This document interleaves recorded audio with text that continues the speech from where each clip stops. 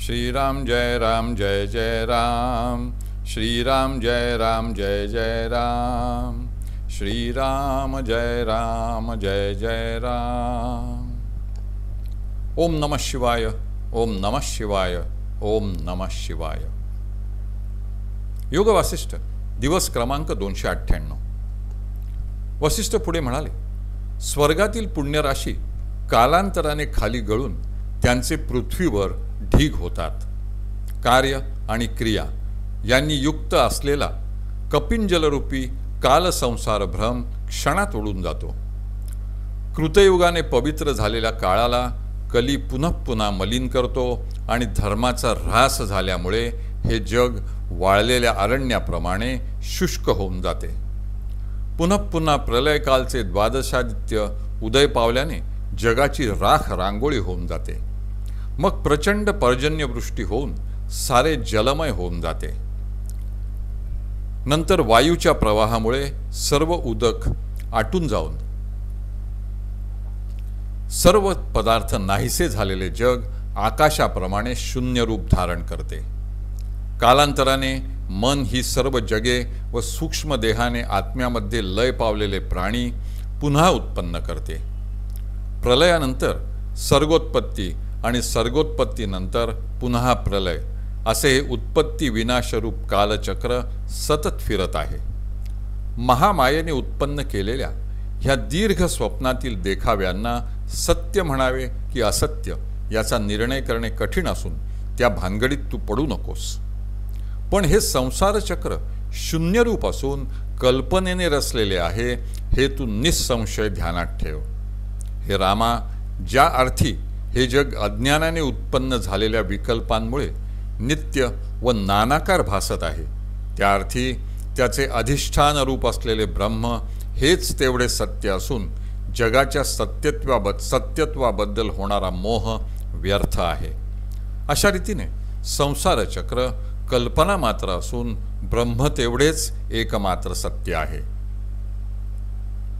अशी वस्तुस्थिती असूनही बुद्धी, मेधा, प्रतिभा, कौशल्य यांनी युक्त असलेले ज्ञानी पुरुषही ब्रह्मतत्वाला जाणत नाहीत, कारण एकतर त्यांना ब्रह्मतत्वाची अपेक्षाच नसते किंवा ते ऐहिक व पारलौकिक भोग प्राप्त करून घेण्यासाठी लौकिक व वैदिक कर्मकांडात व्यस्त असतात।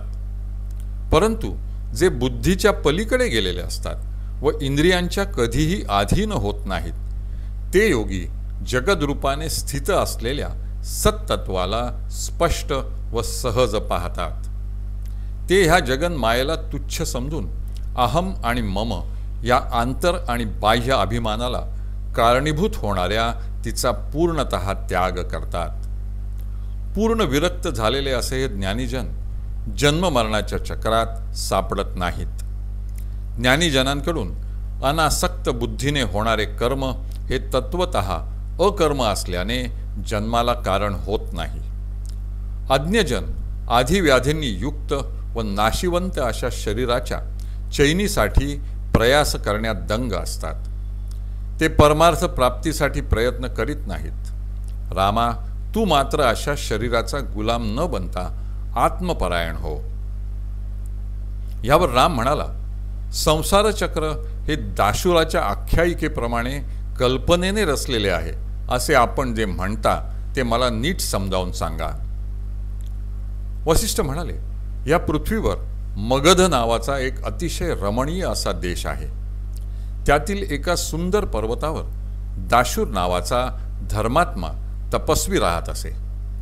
आपला पिता शरलोमा याने देहत्याग केल्यावर शोक करीत असलेल्या दाशुराला वनदेवता म्हणाली, संसारामधील सर्व दृश्य वस्तू चंचलच आहेत। उत्पन्न होऊन जगणे हे जसे कार्य आहे, तसेच मरणाला प्राप्त होणे हे देखील एक आवश्यक असे कार्यच आहे। तुझा पिताच नव्हे तर ह्या जगात जे जे म्हणून जन्माला येते व आकाराला येते ते सर्व असेच नश्वर आहे। म्हणून आपला हा शोक आता आवरता घे। देवीच्या अशा बोलण्याने दाशुराला धीर आला आणि त्याने त्याच अरण्यात तप करण्यास आरंभ केला। तपाचरणाने तो वेदनिष्ठ झाला, पण ब्रह्मनिष्ठ झालेला नसल्याने काय शुद्ध आणि काय अशुद्ध या संकल्पांच्या जाळ्यातून त्याला बाहेर पडता येईना. त्याला कोठेच समाधान वाटेना आणि त्याचे चित्त कोठेच रमेना. वृक्षाचे अग्र अत्यंत पवित्र आहे असे ठरविल्याने त्यावर बसून तप करता यावे यासाठी त्याने कठोर तपश्चर्या करून अग्निनारायणाला प्रसन्न केले. हरि ओम तत्सत, हरि ओम तत्सत, हरि ओम तत्सत.